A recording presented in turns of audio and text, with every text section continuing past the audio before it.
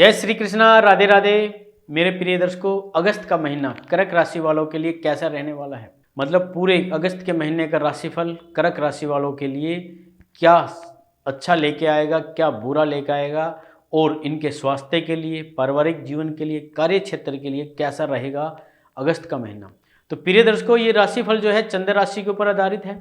जन्म कुंडली में जहाँ चंद्रमा आपकी राशि में बैठा होता है, आपकी राशि वो ही मानी जाती है। यदि आप लगन के अनुसार देखना चाहते हैं तो भी देख सकते हैं। तो प्रिय दर्शकों, देखिए, कर्क राशि का स्वामी चंद्रमा बनता है और यह महीना कर्क राशि के जातकों के लिए अगर हम देखें तो कई मामलों में अनुकूल परिणाम देने वाला होगा। बस आपको अपने स्वास्थ्य पर ध्यान देना होगा। राशि से अष्टम भाव में वक्री शनि स्वास्थ्य से संबंधित चुनौतियों की ओर इशारा कर रहा है। यदि आप अपने स्वास्थ्य पर ध्यान नहीं देते हैं तो कुछ समस्याओं का सामना करना पड़ सकता है। मानसिक तनाव अधिक हो सकता है, इसलिए ज़्यादा सोच विचार करने से बचें और स्वयं को अकेला समझने की भूल ना करें। जहाँ तक आपके कैरियर की बात है तो कैरियर के उद्देश्य से यह महीना अनुकूल रहेगा, आपको अच्छी सफलता मिलेगी। अब देखिए, दसम भाव के स्वामी मंगल दूसरे भाव में होने से आपको अपनी नौकरी में मजबूती हासिल होगी। आप अपने वरिष्ठ अधिकारियों की कृपा पात्र भी बनेंगे और आपके कार्य क्षेत्र में भी अच्छे काम की प्राप्ति होगी। छठे भाव के स्वामी देवगुरु बृहस्पति भी एकादश भाव में, दसम भाव के स्वामी और पंचम भाव के स्वामी मंगल भाग्यस्थान के स्वामी भी बृहस्पति ही है। इस कारण से आपको इस दौरान बड़ा पद प्राप्त होने के योग बन सकते हैं। आपकी पदोन्नति हो सकती है और आपकी आमदनी में बढ़ोतरी होने के स्पष्ट संकेत मिल रहे हैं।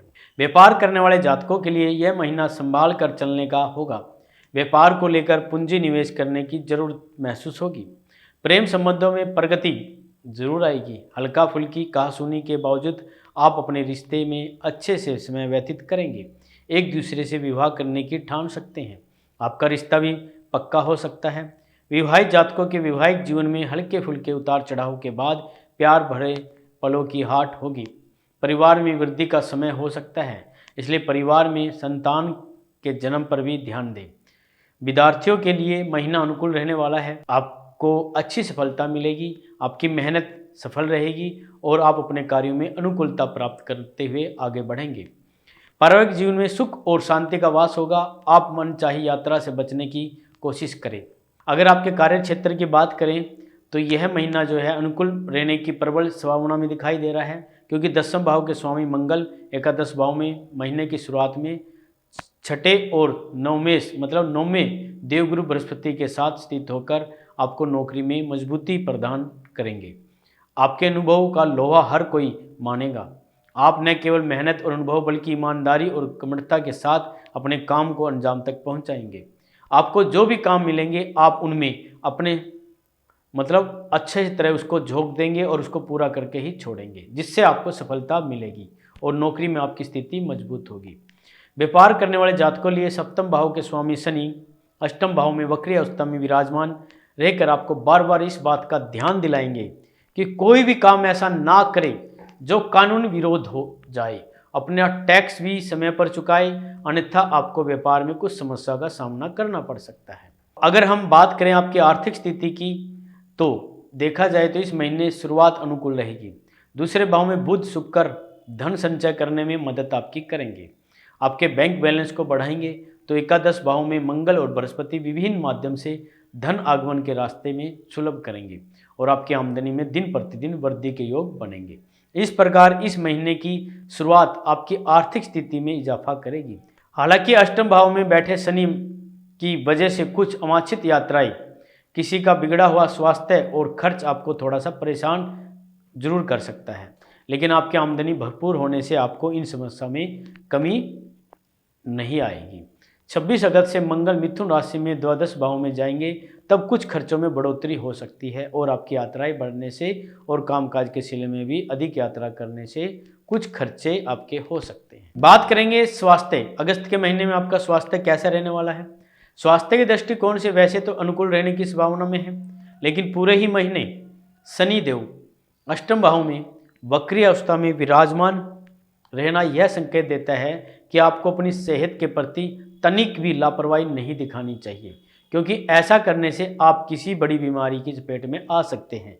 यह समय किसी बड़ी बीमारी को जन्म दे सकता है। लेकिन यदि आप चौकन्ने हैं और अपने स्वास्थ्य को लेकर सचेत रहते हैं तो फिर आपको घबराने की ज़रूरत नहीं पड़ेगी और आप इन सभी समस्याओं से बाहर निकल जाएंगे। बात करेंगे आपके प्रेम और वैवाहिक जीवन की।